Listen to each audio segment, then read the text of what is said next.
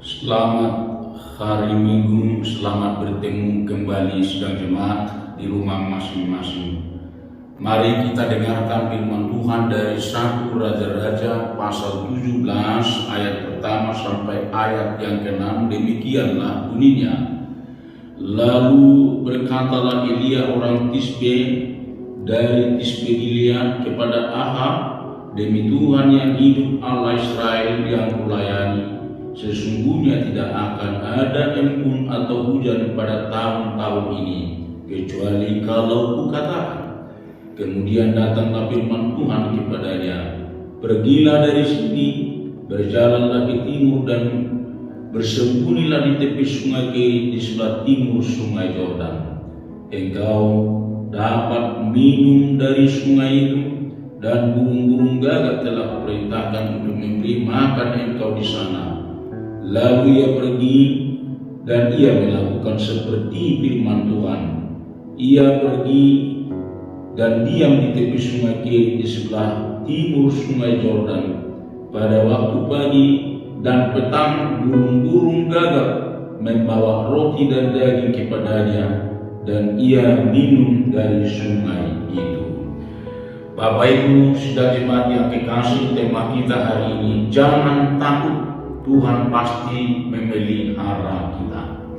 Saudara-saudara, pandemi COVID-19 beberapa bulan sudah terjadi di seluruh dunia, dan kita melihat saudara-saudara begitu ribuan orang yang meninggal, ratusan ribu orang kehilangan pekerjaan dan dirumahkan. Program pemerintah banyak yang tertunda, pengusaha pendapatannya banyak yang merosot tajam, saudara-saudara. Pemilik catering, rumah-rumah makan banyak yang tutup. Masyarakat prasejahtera kesulitan mencari nafkah. Angkutan umum, darat, laut, dan udara banyak pendapatannya menurun drastis. Hotel dan restoran juga banyak yang tutup. Saudara-saudara, di tengah-tengah kesulitan, kesukaran ini, kita sebagai umat Tuhan, apa yang harus kita lakukan? Firman Tuhan mengatakan begini kepada kita sekalian. Bagian pertama, perkatakanlah perkataan Tuhan. Pasal 17 ayat 1 bagian A disebut demikian, demi Tuhan yang hidup, Allah Israel. Saudara, di tengah-tengah kesukaran ini, di tengah-tengah kesulitan ini, masih adakah sidang jemaat, masih adakah di antara kita yang selalu memperkatakan firman Tuhan, yang selalu memperkatakan perkataan-perkataan yang manis, perkataan-perkataan yang membangun, perkataan-perkataan yang memberikan motivasi, perkataan-perkataan yang bisa menolong sesamanya? Saudara-saudaraku, janganlah memperkatakan apa yang melemahkan seseorang. Janganlah memperkatakan, saudara-saudara, COVID-19 sudah makin banyak korbannya di dunia, di Indonesia, di Sumatera Utara. Perkataan-perkataan seperti itu bisa melemahkan iman saudara, bisa membuat saudara jadi khawatir dan ketakutan. Tetapi saudara, sebaliknya, kalaupun itu terjadi, kita harus menyangkalnya dengan perkataan-perkataan yang benar, perkataan-perkataan firman Tuhan. Sebab apa yang kita perkatakan itu yang terjadi bagi kita, saudara-saudara. Saudara-saudaraku yang saya kasih di dalam nama Yesus Kristus, di dalam Filipi pasal 4 ayat 8 dan 9 mengatakan, jadi akhirnya saudara-saudara, semua yang benar, semua yang mulia, semua yang suci, semua yang disebut kebajikan, semua yang manis, semua yang sedap didengar, semua apa yang baik, pikirkanlah semuanya itu. Dan apa yang telah kamu lihat, apa yang kamu telah pelajari, apa yang kamu telah terima, lakukanlah itu, maka Tuhan akan menyertai kita. Bagian kedua, saudara-saudara, di tengah kesukaran apapun, dengarlah suara Tuhan. Ayat 2 sampai ayat yang keempat berbunyi demikian, Kemudian datanglah firman Tuhan kepada dia, pergilah dari sini, berjalanlah ke timur dan bersembunyilah di tepi sungai Kerit di sebelah timur sungai Yordan. Engkau dapat minum dari sungai itu, dan burung-burung gagak telah kuperintahkan untuk memberi makan engkau di sana. Saudara-saudara, pada zaman Nabi Elia kita melihat terjadi kesukaran besar karena hujan tidak turun 3,5 tahun. Akibatnya saudara-saudara, banyak orang yang kelaparan, banyak orang yang kehausan, banyak orang yang mengalami sakit penyakit, bahkan banyak orang yang meninggal saudara-saudara. Raja Ahab juga murtad. Dia membuat dewa-dewa Baal di seluruh negeri saudara-saudara. Kemudian dia mempersembahkan persembahan kepada dewa tersebut.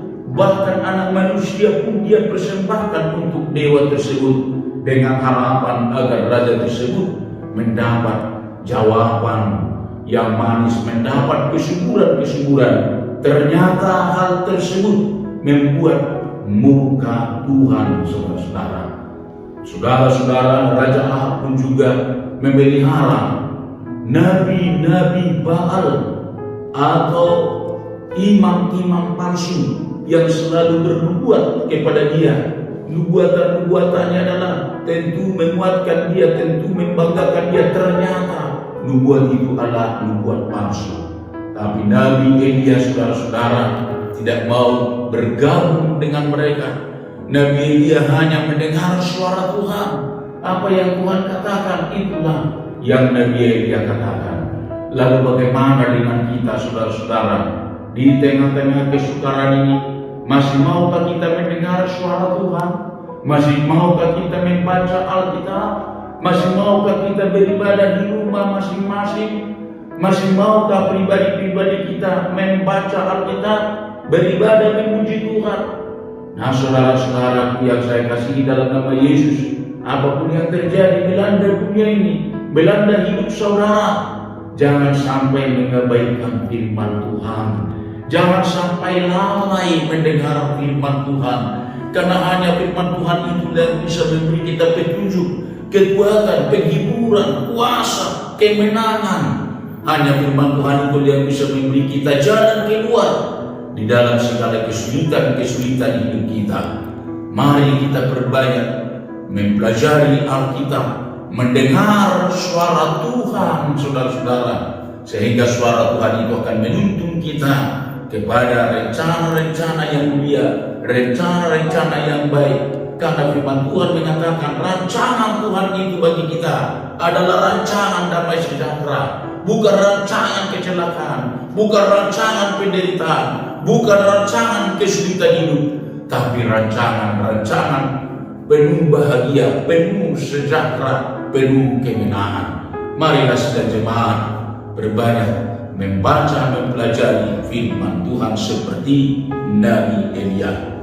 Kemudian yang ketiga, yang terakhir, di ayat yang kelima dikatakan demikian, lalu ia pergi dan melakukan seperti firman Tuhan. Ia pergi diam di tepi sungai Kerit di sebelah timur sungai Yordan. Yang ketiga saudara-saudara, kita melihat tadi bahwa Nabi Elia dia mendengar firman Tuhan, dia bertindak, dia pergi ke sungai Kerit saudara-saudara. Dia melangkah dengan iman, dia berjalan dengan iman, sehingga dia sampai di sungai Kerit itu. Tuhan tidak memerintahkan Nabi Elia untuk pergi ke sebuah rumah orang kaya. Tuhan tidak memerintahkan Nabi Elia untuk pergi ke rumah familinya. Tuhan tidak memerintahkan Nabi Elia untuk pergi ke negeri lain untuk mencari makan di sana. Tapi Tuhan memerintahkan dia pergi ke sungai Kerit. Tidak ada apa-apa di sana, tidak ada pemondokan di sana, tidak ada rumah-rumah di sana. Dia sebenarnya sangat kesepian di sana, sendirian di sana. Tetapi apa yang terjadi karena dia melakukan firman Tuhan?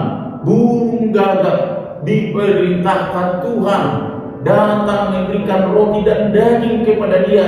baik pagi maupun petang. Artinya di tengah kelaparan itu, di tengah kesulitan itu, Tuhan memelihara Nabi Elia, Tuhan memberkati Nabi Elia, Tuhan menyatakan mujizatnya kepada Nabi Elia. Hal yang sama akan terjadi buat kita sekalian sidang jemaat. Kalau saudara-saudara kita semua menjadi pelaku firman Tuhan, maka Tuhan akan memelihara kita. Tuhan akan mendatangkan burung-burung gagak, memberikan kita makan, memberikan kita minum, mencukupkan segala keperluan-keperluan kita. Sekalipun mungkin saudara dirumahkan hari ini, saudara kurang pendapatan hari ini, atau mungkin saudara di PHK hari ini, atau sudah berminggu-minggu, jangan saudara takut, jangan saudara khawatir.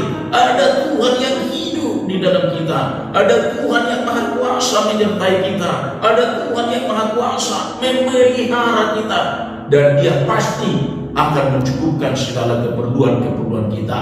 Oleh karenanya jangan pernah takut akan apapun, jangan pernah gelisah, jangan pernah khawatir akan apapun, tantangan apapun, cobaan apapun.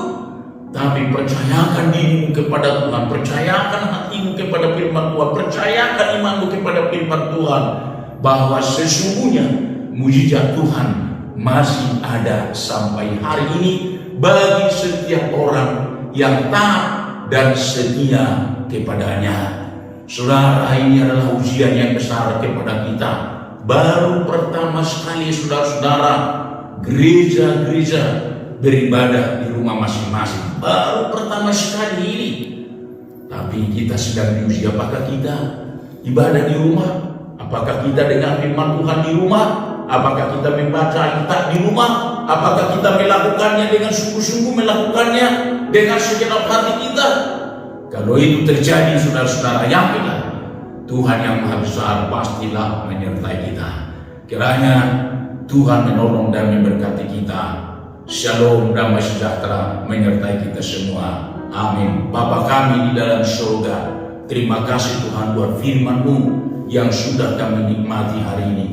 Kiranya firman-Mu Kau tanamkan, Kau tumbuhkan di dalam kehidupan kami masing-masing. Pakailah kami Tuhan selalu dengar-dengaran kepada firman Tuhan, dengar-dengaran kepada suara Tuhan, dan melakukannya dengan sungguh-sungguh sepanjang hidup kami, sehingga Tuhan pastikan pelihara hidup kami, jaga hidup kami, cukupkan segala keperluan kami. Berkatilah seluruh sidang jemaat dimanapun mereka berada hari ini, suami dan istri, anak-anak, janda yatim piatu. Tuhan lawan, Tuhan tolong. Kalau ada yang lemah hari ini, kuatkan Tuhan. Kalau ada yang susah, hiburkan Tuhan.